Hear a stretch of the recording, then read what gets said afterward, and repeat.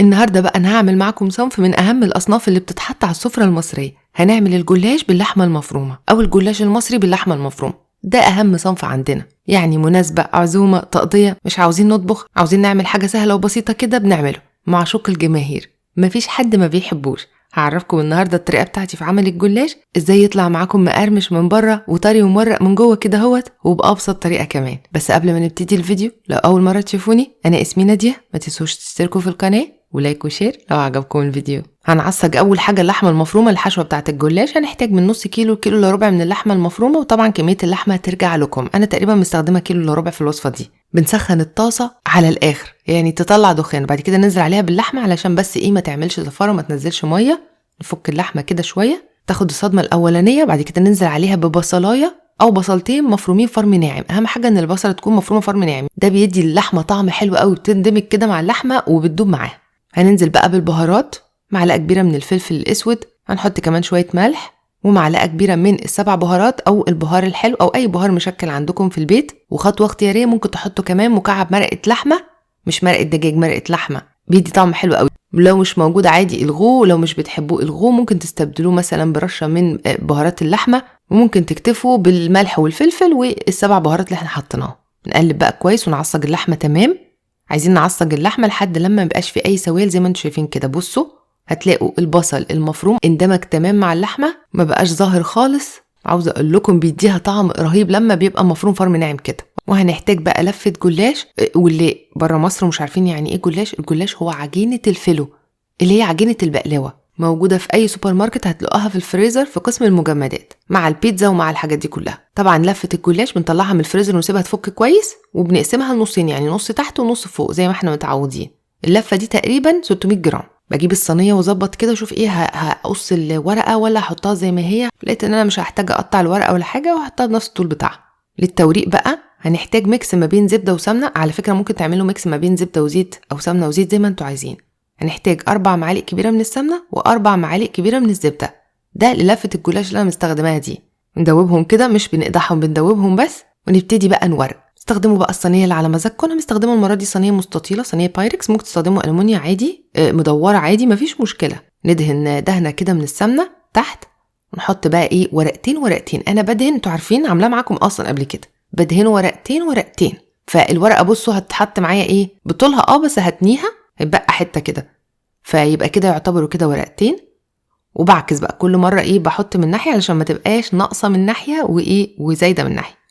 فابتدي ان انا ابدل، اتنيها من ناحيه، والورقه اللي بعدها اتنيها من الناحيه التانية. اهم حاجه تدهنوا الورقه كلها، وزي ما قلت لكم ورقتين بيكون كفايه. دي بقى كانوا تقريبا ورقتين لازقين في بعض، فاضطريت ادهن بقى في النص بينهم لانه كده هيبقى 4 ورقات، فكده يبقى صح ورقتين برضو، لحد لما نخلص نص كميه اللفه. يعني لو اللفه مثلا 16 ورقه بنحط 8 تحت و8 فوق، وفي النص بينهم اللحمه. او مثلا لو 20 ورقه بيبقى 10 ورقات تحت و10 ورقات فوق، وهكذا على حسب بقى يعني عدد الورقات اللي في اللفه.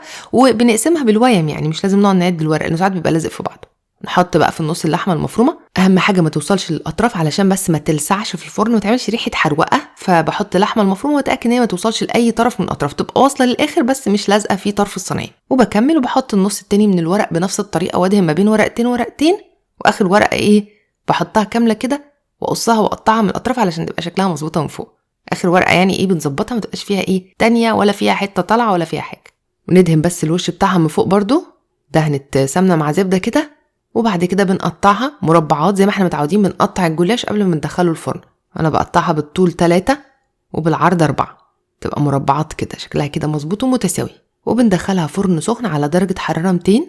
مش بحط عليها اي تشريبه دلوقتي، بدخلها الفرن تورق وتنفش، وتاخد في الفرن تقريبا 10 دقايق ولا حاجه.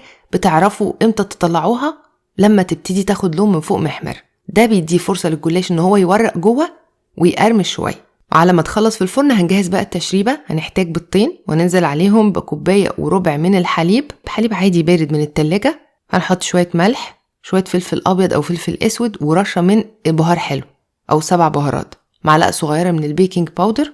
ونقلب كل الحاجات دي مع بعضها. ودي التشريبه اللي هنسقي بيها الجلاش، بس ياخد لون من فوق زي ما انتم شايفين كده ويورق. الطريقه دي هتخليه يبقى مقرمش من بره ومن جوه مورق وطري من جوه. ما تحطوش التشريبه من الاول، لا، سيبوها الاول تدخل الفرن تورق، وبعد كده تسقوا التشريبة عادي جدا، وبنرجعها تاني جوه الفرن على نفس درجة الحرارة، ونسيبها بقى في الفرن لحد لما تشرب التشريبة وتنفخ. بصوا هتلاقوها بصوا رفعت في الصينية من فوق كده. انا هنا بقى قررت اغير، يعني انا المرة دي قلت احط عليها رشة جبنة من فوق، لان انا ما حطيتش في النص، انا بحط في النص جبنة دايما فما حطيتش، فقلت احط بقى من فوق على الوش. ولكن هي طبعا الجلاش مش محتاج، هو بيتعمل من غير جبن ولا اي حاجة، يعني طبعا اكيد خطوة زيادة ملاش اي لازمة، فما تعملوهاش لو مش عايزين. وبس كده. بصوا بقى شوفوا شكلها عامل ازاي، شوفوا القطعة بقى شكلها يجنن ازاي. هوريكم كمان التوريقة بتاعتها دلوقتي. بصوا بقى مقرمش ازاي، حتى الطبقة اللي تحت شايفين مقرمشة ازاي، اللي بره مقرمش واللي تحت مقرمش، ومن جوه طري ومورق زي ما انتوا شايفين كده بالظبط.